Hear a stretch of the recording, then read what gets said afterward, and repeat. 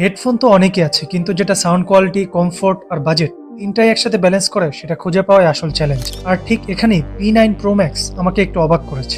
আসসালামু আলাইকুম গাইস, তো চলুন এর সম্পর্কে একটু ডিটেইলসে যাই। এই হেডফোনে আছে 14mm এর হাইফাই ডাইনামিক স্পিকার, যার সাউন্ডটা সারপ্রাইজিংলি ক্লিন, বাট বেসটা তেমন স্যাটিসফাইং না।